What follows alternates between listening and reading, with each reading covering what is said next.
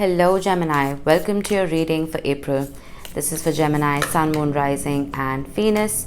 Please make sure you check all your placements to get a clear picture of what's going on for you at this time. As always, this is a general reading. It may or may not resonate for all of you. Please take the bits that do resonate and leave the rest behind for somebody else. The Two of Cups wanted to show itself. I put it back. If it wants to show up again, it will. Alright Gemini, any interaction with this video, if it does indeed resonate, will be appreciated. Whether it's like or a comment or a subscribe, it's not only going to help my channel grow, it's going to add your energy to the collective pool and make it easier for me to read for everybody just a little bit better. Alright, we're doing a Celtic cross with clarifiers towards the end of the reading. I will pull a few oracle cards and charms for you, so make sure you stick around for that. Starting off your reading, we have the Moon, crossed by Judgment. Interesting. Something's coming to light here, something that was hidden. And maybe not just within you, but within another as well. We have the Star. We have Pisces, Cancer energy with Scorpio energy and Aquarius energy. Interesting. I will be clarifying. Ooh, subconscious mind, the Six of Cups. This is a soul connection. This is a soul tie. Something that you want to heal. What was in the past? The Nine of Pentacles.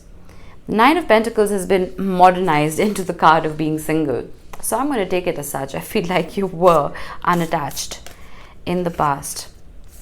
What is in your conscious mind? The Knight of Wands.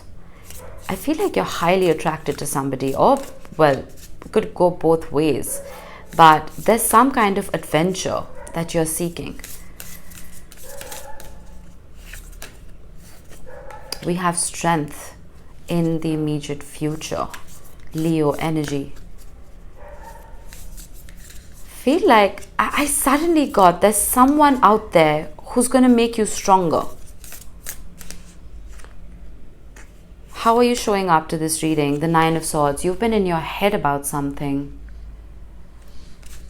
I have a feeling it's the Six of Cups, this soul tie. External influences that you may or may not be aware of. The Ten of Wands. You have too many responsibilities. Too much of a burden on your head. Hopes and fears. The Ten of Swords. Karmic lessons. You're afraid. You're afraid of feeling pain again.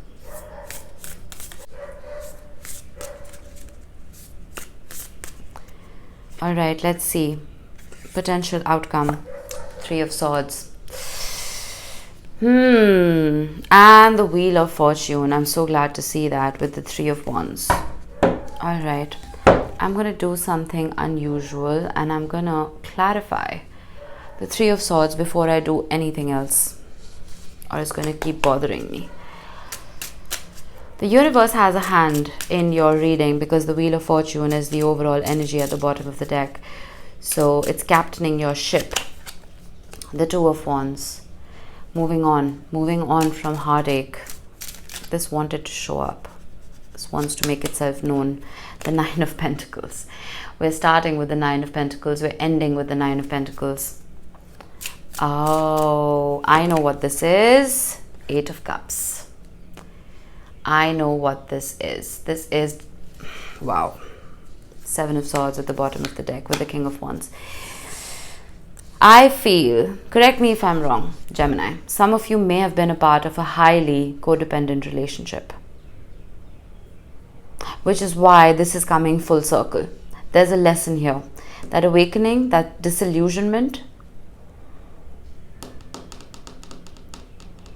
I feel like you were very similar energy to Aries. You were almost fused with somebody and you were taking on their energy. You remember I said someone makes you stronger. I don't doubt that for a second.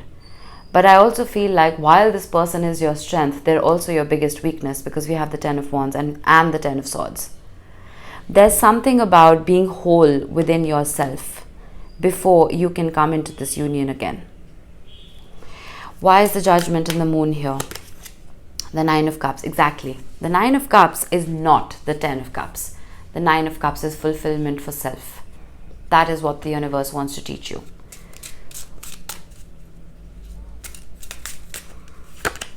The moon again. I feel like you've been in your head, and the reason you're in your head, Gemini, it's not because of your own karma. It's because you're carrying someone else's, and that happens. When we are very intimately attached to somebody, we take on their karmic baggage as well. There's something about detaching, not from this relationship, but detaching in a way where you are whole even without this person. Does that make sense? Because I feel like you're being triggered. You're being triggered in ways that you never thought would be possible. You're being triggered in ways that you're being forced to almost see your shadow side. Those karmic lessons, they need to be learned. You're going through this because the universe wants you to see your own power. I did see the Magician at the bottom of the deck. Why is the Six of Cups here? The Queen of Wands. Let's get one more. The Four of Wands. This relationship is going nowhere. Okay? I'm going to tell you that. If that's what you're afraid of, if you feel with the Four of Pentacles and the Three of Cups and the Eight of Swords, if you disconnect, that this relationship has gone bye-bye, it's not. The Four of Wands is the 11-11 card. This could be a twin flame for some of you. It's a very rare connection, so not everybody has a twin flame. And make sure you're not calling a false twin flame a twin flame. It could just be a karmic relationship. Do your research. But there's a lot of attraction here. There's a lot of foreverness here. The Six of Cups is a soul contract that you carry forward from a previous lifetime. You're meant to be together, but there is something that needs to be worked through right here. Why is the Nine of Pentacles here, the Eight of Pentacles? Worked through. I feel like you have been doing that. I feel like you were working on yourself in the past, but you lost yourself a little bit. The Ace of Wands. What did I say? This is not going anywhere. There's too much passion here. From both sides. I feel like you're both magnetically drawn to each other. But I can't ignore this. The Ten of Wands, again. You see, the Fool, the King of Cups, the Page of Cups, the love is there. But you're both carrying burdens that don't belong to either of you. Which is why the Wheel of Fortune is showing up. Because the universe wants to change something. Why is the Strength card here, the Seven of Cups? I feel like your commitment is being tested. I'm also getting, for some of you, temptations may be sent either of your ways to see how you react to them through all of this.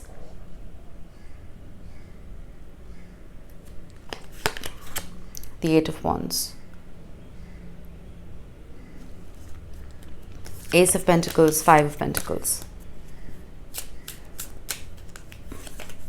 The Hierophant. What did I say? Your commitment is going to be tested. This is a difficult chapter, but this is not a difficult book. Okay? It's going to hurt for just a little bit because you're supposed to go through this pain. You're supposed to learn something through it. But if you hang in there, this can be glorious. Why is the Nine of Swords here, the King of Pentacles? Some of you are just stressed out about an Earth sign, Taurus, Virgo, Capricorn. But you are stressed out about your stability, about this Four of Wands. The Four of Wands, the fours in the tarot represent four things that are permanent, right? The four walls of a house, the four seasons, the four cardinal directions, right? It's the number of the Emperor as well. So you want that permanence, you want that stability. But I feel like your mind is all over the place because you're going through, some of you may be going through this dark night of the soul. And it can be acutely uncomfortable. Why is the Ten of Wands here, the Two of Swords? The person you're dealing with is not doing so hot either. We have the Empress with the Five of Wands and the Wheel of Fortune. I'm getting a yin-yang disbalance. If any of you are into crystals, I would highly recommend you use Amazonite. That's going to balance out your yin and yang in both of your energies. But don't take it out on each other, is what I'm getting. With the Two of Swords, it's possible that communication is blocked. But instead of blaming each other, instead of letting this test your commitment, I feel like you need to see things for what they are. They're just karmic lessons that have to be learned. And neither of you have done anything wrong here. You've been put on this path for a reason. Why is the Ten of Swords here? The Sun. Yeah. Through all of this, eventually, there's going to be happiness. I promise you that. The Ten of Swords again. With the Four of Pentacles. Just stop holding on to the pain. Just hold on to the lessons. Do not hold on to the pain, Gemini. I'm going to get a crossing card for here. The Four of Swords, healing. Deep, deep, deep healing is required here. We have the King of Cups with the Page of Cups. There's a lot of love here, my friend, but I feel like the pain of the situation, and if this is a separation for you, whatever this is for you, I feel like it is taking over the love that both of you feel for each other.